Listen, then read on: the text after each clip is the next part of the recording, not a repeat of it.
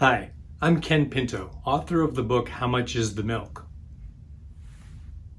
The only supply chain management book written specifically for residential construction. Or at least I'm pretty sure it's the only one. And this YouTube channel has been created in response to you. Questions and comments from readers and folks I run across in social media and industry events. Seems a lot of you have the same questions. Now I know a lot about construction. I know a lot about supply chain management. I don't know anything about your company. So best I can do is share my knowledge, skills, and experiences with you and let you decide how to use the information. The value of this channel will be significantly improved with your participation. So use the comment section below to put in your questions, comments, concerns, or just a suggestion on another video that you'd like to see done. Like and subscribe so that you get notified when new videos come out. You know, we have a lot to talk about. So let's get started with our next video.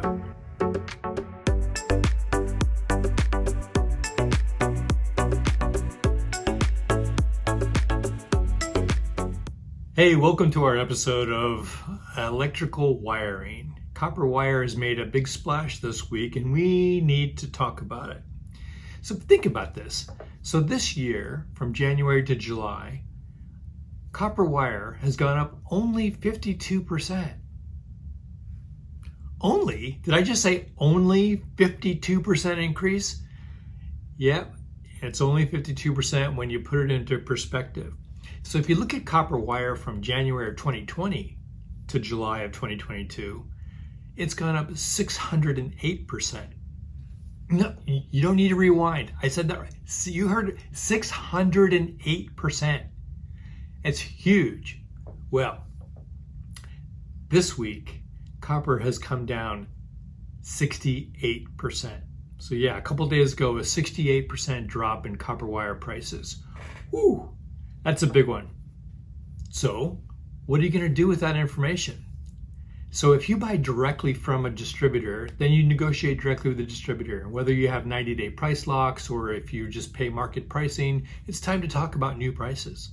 If you buy turnkey lump sum from an electrician, so you're really not sure how much you're paying for electrical wire, well then it's a little bit trickier. And here's some information that can help you. About 25% of your electrical contract is for copper wire. And in a standard, 2,000 square foot house, that equates to about 3,500 feet of 14 gauge 2-wire Romex, 1,500 feet of 14.3, 1,250 feet of 12.2, 750 feet of 12.3, and then there's some smaller lengths of some heavier gauge wire that's used for the services. And sometimes that's aluminum as well. Now, aluminum wire has also come up during the same period of time that copper wire went up 608%, but to a lesser number, it's come up 241%. So aluminum, a much more stable commodity than copper, has been had less fluctuation until just recently. So maybe we'll see aluminum go down too, I'm not sure. And here's something interesting. Take a look at these three graphs. One on the upper left is copper wire, and the upper right is copper tubing, and at the bottom is raw materials, raw copper. So why do their pricing trends look so different? Copper tubing and copper wire are both finished products made from the same commodity. Why are they so different? Is because their supply factors and demand factors are so very different. And so they run on a different pricing trend altogether. And for commodity items, it's difficult for them to get a price increase. I mean, I feel for them. It's difficult. So if you sell copper and you raise your prices, then your customers go to the guy next door and they buy it from him. So you lose business. And so it's very difficult for people selling a commodity item to get a price increase. It's tough. I know it is. So there's a pricing strategy called the Runaway Train. And the Runaway Train works like this. If you're a seller of, say, copper wire, and you go to your customers and say, hey, we're going to have a 20% price increase, the customers are up in arms. Oh my gosh, I can't believe, no, we can't take a price increase. Oh, we can't pass it on. We're going to have to absorb that. We can't absorb it. It's too much.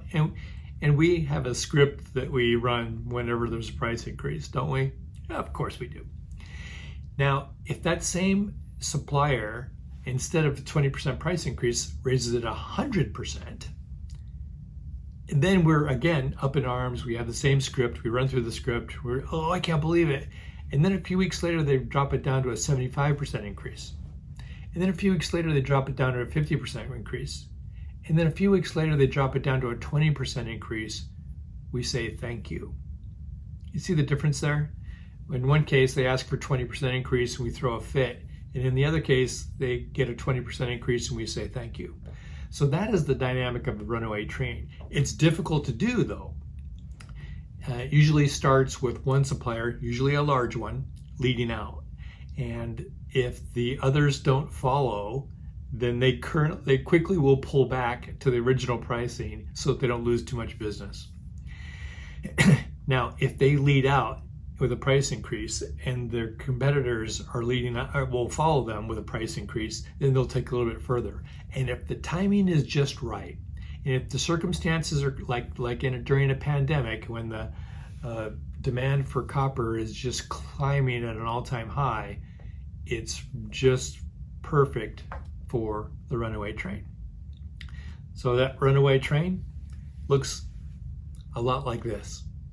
You can spot it anywhere, whether it's electrical, copper wire, or cement, or lumber. If you see a graph that looks like that, we call that a runaway train. And then if you see a graph that looks like this, that's a sign of the train running out of steam. And for copper wire, the train just ran out of steam.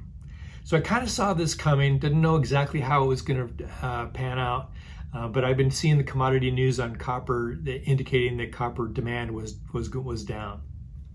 For Q1 of this year, it was down 22%, and year to date this year, this is for raw material, raw copper. The year to date right now, it's down 30%. So it's selling for about $7,300 a metric ton, whereas in January it was selling for $10,500 a metric ton. So it's coming down, and there's some other dynamics that we should probably chat about a little bit. But before we do, I'm curious. So what are you going to do next? So you have this information. You know that copper wire has come down 68%. What do you do with that information? If you buy directly from a distributor, are you going to go to your distributor and say, hey, prices have come down, or, I want my price decrease? Or if you buy from an electrician, do you go to the electrician and ask him for a price decrease? And if so, how much do you ask for? How do you know? Most distributors and many electricians, especially the bigger electricians, they don't pay the market price for copper wire. They buy on 90-day locks. So they'll lock in pricing for a 90-day period of time. And sometimes they win with that lock, and sometimes they lose with that lock. So if you're locked in at this pricing level and prices are going up, then you do great. But if prices are coming down, you don't do so well because you're going to pay more than the today's market price. For the builders that I worked for, I bought on 90-day locks, and I made a boatload of money for the companies that I work for. So it's risky. It's not for the faint of heart. But if you're really tuned into the commodities and watching what's happening in the industry, it's pretty easy to make good decisions. The folks that you're buying copper from are making those decisions. And so a couple things you need to know. So if you've got a distributor you're buying from and they have a warehouse full of copper wire that they paid a high price for, does that mean you have to continue paying a high price? If they have 90-day locks, when does their lock end so that they can start buying at a lower price? So they probably will complain about that. They've got a lot of inventory that they paid a high price for, but they probably didn't complain to you when they had a bunch of inventory when the price was going up and they were charging you more for it than they paid for it. So it works both ways. So that's something that you need to work out with the person that you buy copper wire from, and that should be a collaborative decision, not a unilateral decision. So how well is your crystal ball? I mean, how are you going to know what the future is going to be like? Is it going to continue to fall down further? Will it bounce right back up? Where's it going to be? I'll tell you that As a supply chain manager, my crystal ball used to be a lot bigger than it is. It was probably about the size of a bowling ball. I could see pretty far in the future for most commodities. I watch commodity pricing every day. I read commodity news every day. So I have a pretty good ear to the ground. But these days, my crystal ball is a lot smaller than it used to be. So there's not much I can see in the future anymore. And so I hope that you're doing better than I am in predicting what pricing is going to do in the future. So here are the 5 big players for commodities, the copper commodity. Chile, Peru, China, the Democratic Republic of the Congo, and the United States are the 5 big miners of copper. Chile being 2 to 3 times bigger than everybody else, or a giant producer. China consumes 55% of all copper mined in the world. That's a lot, right? Their demand is way down for several different reasons. One, their demand within their own country, the domestic demand, is down for products. The pandemic has caused them to shut down plants and cities, and so they're using a lot less copper than they were. And so the experts are speculating that demand is going to come back. And will that have an effect on the price of copper wire in the future? It's hard to say. Another thing that I think was a factor in seeing that copper wire price drop, 68%. I just can't get over it. 68% drop in one day.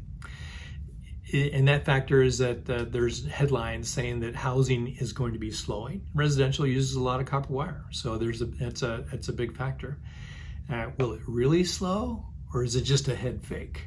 So that's yet to be determined. And if if it's determined that it's not much of a slowdown, will that have an effect on the stability of the copper wire pricing? So continue the conversation. I'd love to hear your thoughts. Use the comment section below. Ask more questions. Ask clarifying questions. Tell me something that we didn't put, or point out something that I was absolutely wrong on, which I will admit has happened once or twice before. I would love it if an electrician or electrical distributor would participate in the conversation, but I know that this is a public forum and this is kind of difficult for them to participate. They're probably going to give you better information on a one-on-one conversation. If you like this video, hit the like button so I know that you liked it. And so when you hit the subscribe button, hit that little bell next to it so that you get notified when new videos are posted. And I'll see you on the next video.